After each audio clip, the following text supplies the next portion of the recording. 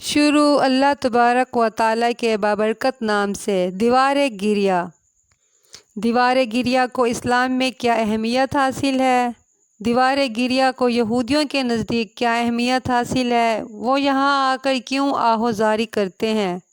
دیوار گریہ کی تاریخی اور مذہبی لحاظ سے کیا اہمیت حاصل ہے؟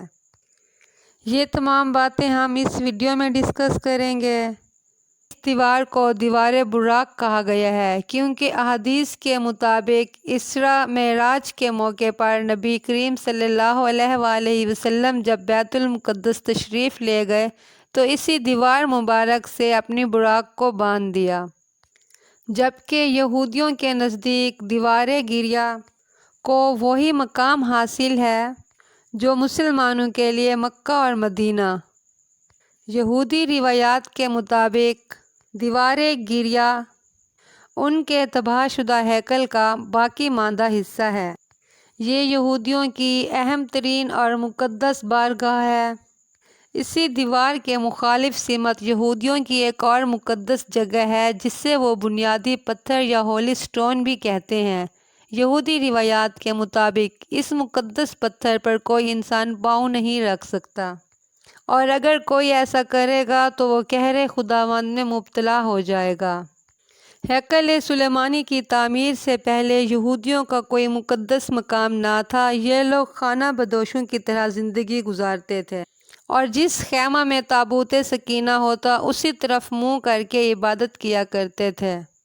مگر جب حضرت داؤد علیہ السلام کو نبوت ملی تو انہوں نے تابوت سکینہ کو محفوظ کرنے کے لیے ایک ہیکل کی تعمیر شروع کرائی اور اس کی تکمیل حضرت سلیمان علیہ السلام نے کروائی۔ اس وقت سے اب تک یہودی اس ہیکل سلیمانی کو اپنی عبادت گاہ سمجھتے رہے ہیں اور اسی ہیکل میں تابوت سکینہ رکھا گیا۔ اس ہیکل میں صرف بااثر افراد کو جانے کی اجازت تھی۔ حضرت سلیمان علیہ السلام کی وفات کے بعد یہ قوم سرکش ہو گئی اور راہ راست سے بھٹک گئی۔ اللہ تبارک و تعالیٰ کی طرف سے ان پر انبیاء کرام مبعوث ہوتے رہے، مگر یہ اپنی سرکشیوں میں اس حد تک بڑھ گئے کہ انبیاء کرام کو شہید کر دیا کرتے تھے۔ پھر اللہ کی طرف سے ان پر عذاب مسلط کر دیا گیا اور بخت نصر جو بابل کا بادشاہ تھا، اس نے ان کے علاقے پر حملہ کر دیا اور نصف سے زیادہ یہودیوں کو قتل کر دیا۔ جن یہودیوں کو چھوڑ دیا گیا ان سے زبردستی انہی کی عبادت گاہ کو مسمار کروایا گیا اور پھر یہودیوں کو اپنا غلام بنا لیا۔ اس لڑائی میں تابوت سکینہ ایسا غائب ہوا کہ پھر آج تک معلوم نہ ہو سکا کہ وہ کہاں ہے۔ اس وقت یہودی مذہب دنیا میں برحق تھا، اسی وجہ سے تابوت سکینہ کی بے حرمتی پر بخت نصر پر اللہ کی طرف سے عذاب آیا اور اس کی سلطنت پر ذوالقرنین نے حملہ کر دیا۔ ذوالقرنین ایک نیک صفت انسان تھا۔ اس نے یہودیوں کو آزاد کروایا اور انہیں پھر سے سلیمانی ہیکل کی تعمیر کی اجازت دے دی، لہٰذا ہیکل سلیمانی دوبارہ تعمیر ہو گیا۔ اسی بنا پر یہودی ذوالقرنین کو اپنا مسیحا بھی کہتے ہیں۔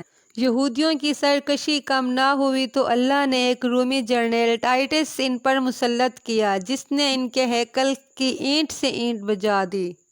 یہودیوں کا قتل عام ہوا اور باقی مادہ کو در بدر کر دیا گیا۔ 2000 سال تک یہ قوم یوں ہی بھٹکتی رہی اور بکھرتی رہی۔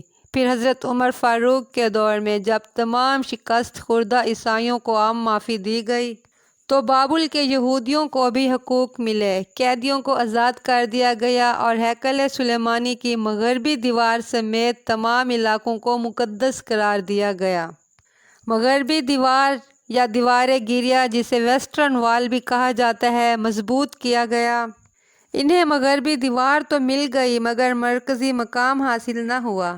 پھر جنگ عظیم اول کے بعد جب برطانیہ نے فلسطین پر قبضہ کیا تو اس قوم کو مرکزی حیثیت حاصل ہو گئی۔ یہودی آج تک اس دیوار کو ہاتھ لگا کر گڑ گڑاتے ہیں، روتے پیٹتے ہیں اور معافی طلب کرتے ہیں۔ اسی دیوار میں یہ لوگ اپنی دعائیں لکھ کر ڈالتے ہیں اور یقین رکھتے ہیں یہ مقبول ہوں گی۔ اب یہی دیوار ان کا قبلہ ہے، اس لیے یہودی یہاں ہیکل کی تعمیر کے خواہاں ہیں۔ سرکشی آج بھی ان کی فطرت کا حصہ ہے۔ اپنے زور بازو پر فلسطین پر ناحق قبضہ جمائے ہوئے